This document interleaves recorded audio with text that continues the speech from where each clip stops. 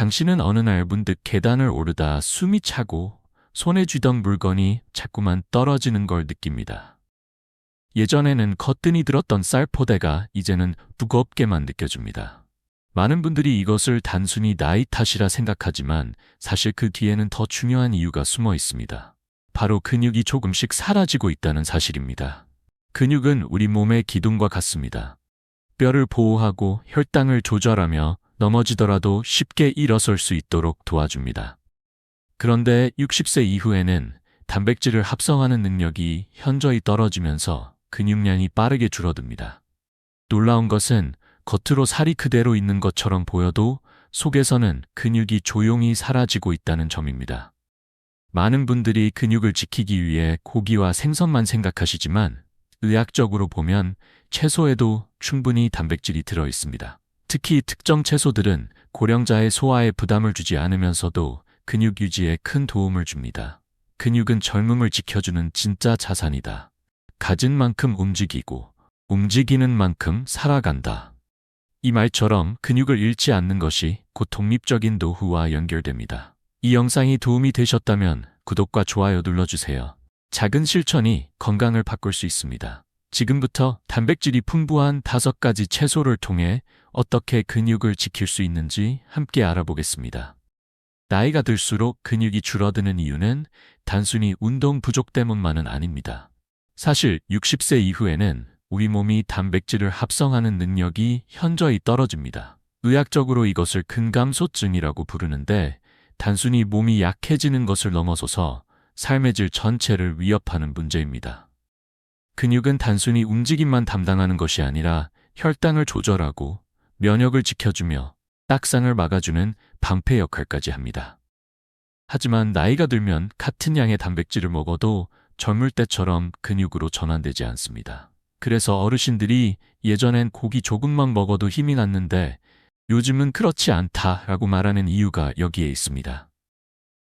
한 가지 잘 알려지지 않은 사실은 단순히 단백질을 더 먹는 것만으로는 충분하지 않다는 점입니다.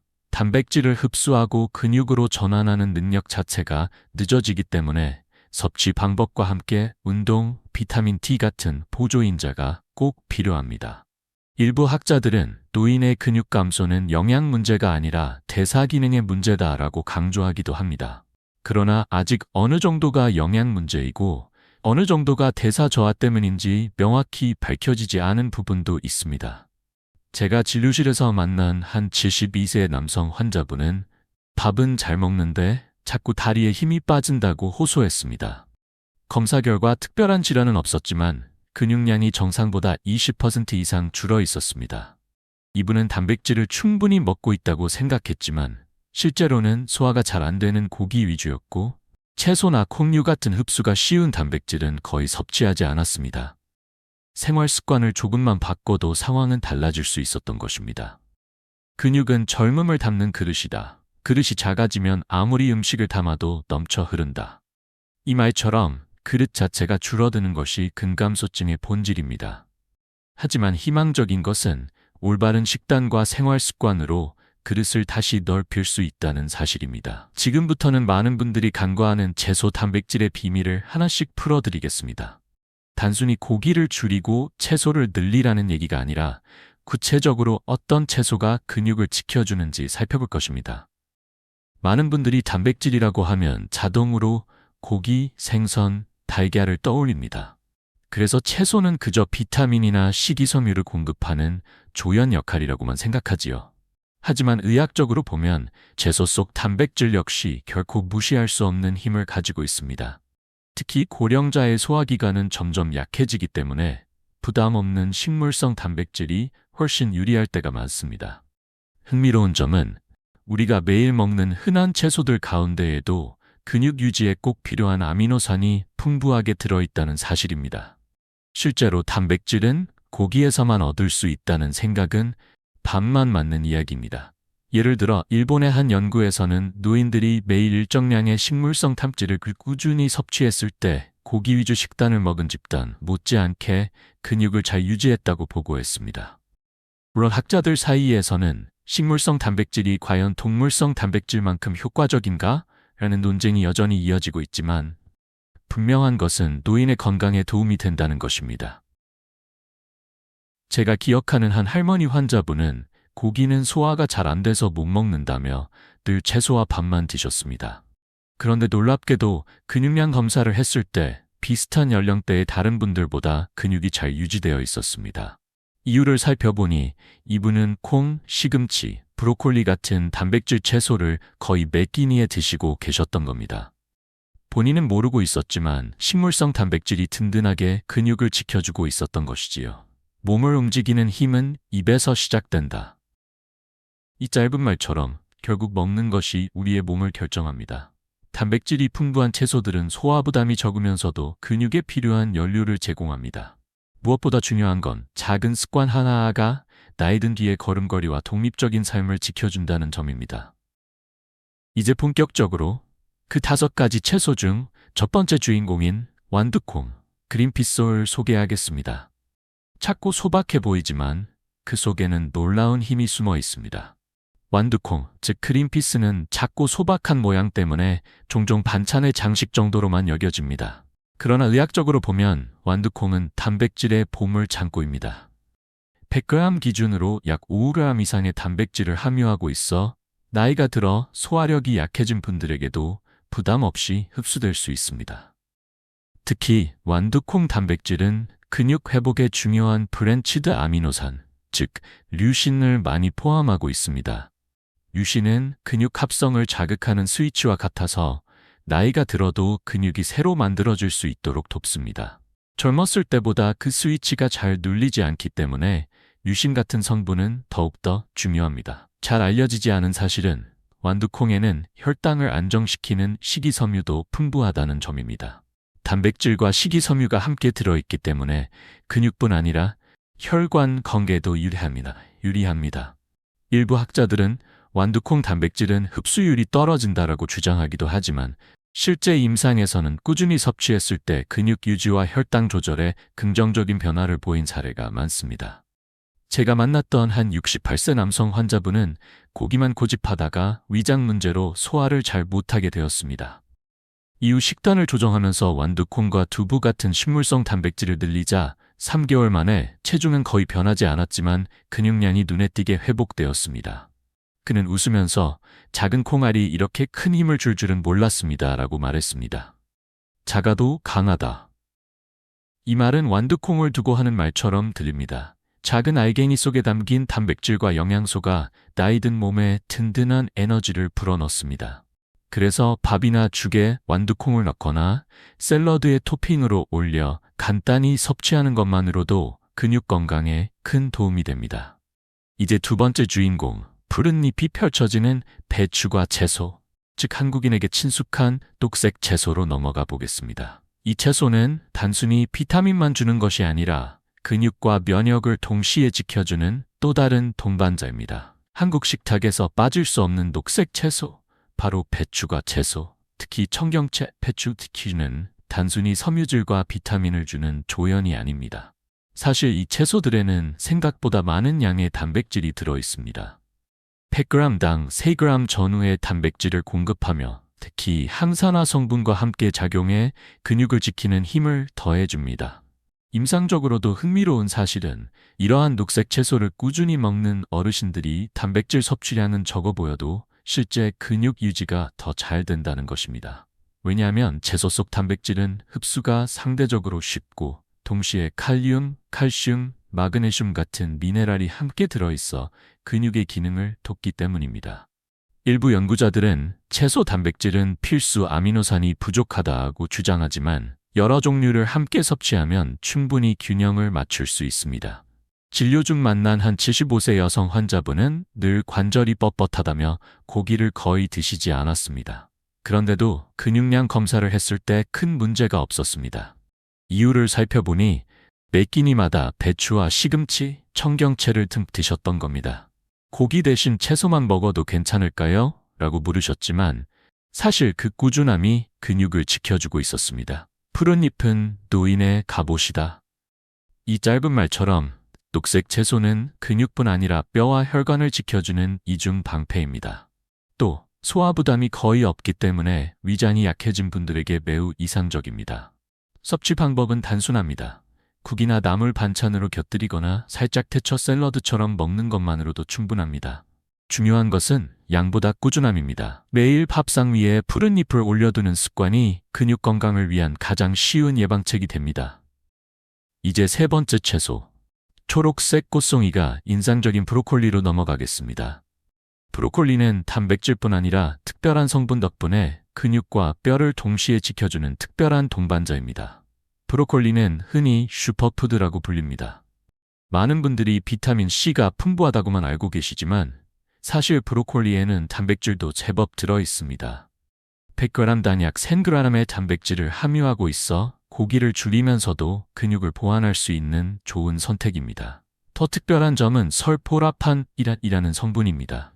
이 물질은 강력한 항산화 작용을 하여 세포 손상을 막고 근육과 뼈의 염증 반응을 완화해줍니다. 단백질만으로는 지키기 어려운 노화 과정을 브로콜리가 한 번 더 방패처럼 막아주는 셈입니다. 일부 연구자들은 설포라판의 효과가 아직 확실히 규명되지 않았다고 말하지만 많은 임상 사례에서 꾸준히 섭취한 어르신들의 체력과 면역이 더 안정적으로 유지된다는 보고가 있습니다. 진료실에서 만났던 한 70세 남성 환자분은 늘 무릎 통증 때문에 고생했습니다. 약만으로는 나아지지 않아 식습관을 살펴보니 채소 섭취가 거의 없었습니다. 그래서 매 끼니마다 브로콜리를 조금씩 곁들이도록 권유했습니다. 몇 달 후 그는 무릎이 덜 붓고 걸을 때 힘이 난다고 웃으며 이야기했습니다. 물론 약물 치료와 운동도 병행했지만 식단의 변화가 큰 차이를 만든 것입니다. 꽃은 눈을 즐겁게 하고 브로콜리는 몸을 지켜준다. 작은 꽃송이 모양의 브로콜리는 그 모습만큼이나 단단하게 몸을 보호합니다. 특히 쪄서 먹으면 소화가 잘 되고 기름에 살짝 볶으면 설포라판 흡수율이 더 높아집니다. 브로콜리는 단백질과 항산화 성분을 동시에 제공하는 드문 채소입니다. 그러므로 단순히 반찬이 아니라 근육과 뼈를 위한 약이라고 생각하셔도 좋습니다. 이제 네 번째 주인공, 작고 동그란 모습이지만 영양 가득한 양배추로 넘어가 보겠습니다. 이 작은 채소는 생각보다 강력한 단백질 공급원이자 노화 방지의 동반자입니다. 방울 양배추, 즉 브이셀 스프라우트는 작고 동그란 모양 때문에 종종 무시되지만 영양학적으로는 매우 특별한 채소입니다. 100g당 3-4g의 단백질을 포함하고 있어 작은 양만으로도 근육 유지에 실질적인 도움을 줄 수 있습니다. 특히 이 채소는 단백질뿐 아니라 비타민 K와 C가 풍부합니다. 비타민 K는 뼈 건강과 혈액 응고를 돕고 비타민 C는 면역을 강화하며 단백질 합성 과정에도 간접적으로 관여합니다.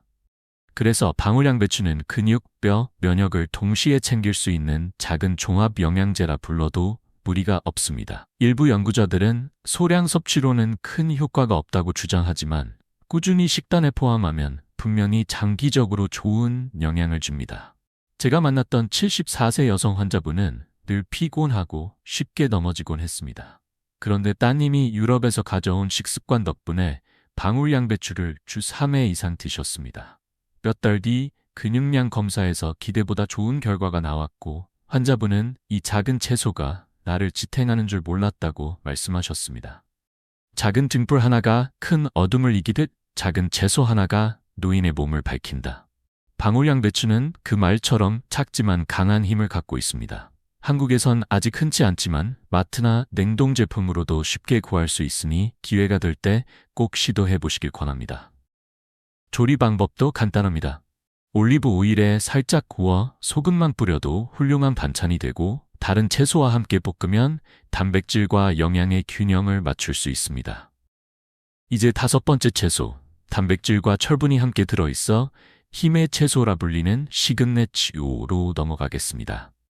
시금치, 즉 스피나치는 오랫동안 피를 보충하는 채소로 알려져 왔습니다. 하지만 많은 분들이 놓치는 부분은 시금치가 단백질까지 함께 제공한다는 사실입니다. 100g당 약 1000g의 단백질이 들어있어 철분과 함께 근육 건강을 동시에 지켜주는 드문 채소입니다. 특히 시금치에는 이 글루타민이라는 아미노산이 풍부합니다. 글루타민은 근육 회복을 돕고 면역 기능을 강화하는 데 핵심적인 역할을 합니다. 운동 후 피로 회복에도 관여하기 때문에 고령자에게는 하루하루의 움직임을 더 편안하게 만들어줍니다. 학자들 사이에서는 식물성 글루타민이 동물성에 비해 효과가 떨어진다는 의견도 있지만 실제 임상에서는 꾸준히 시금치를 섭취한 어르신들이 피로도가 낮고 활동성이 높게 유지되는 사례가 많습니다. 제가 기억하는 한 80세 남성 환자분은 빈혈 때문에 늘 어지럼증을 호소했습니다. 그런데 시금치를 매일 섭취하면서 놀랍게도 빈혈 증상이 호전될 뿐 아니라 체력이 회복되어 계단을 오르내리는 것도 수월해졌습니다. 그는 웃으며 시금치가 이렇게 힘을 주는 줄 몰랐습니다 라고 하셨습니다.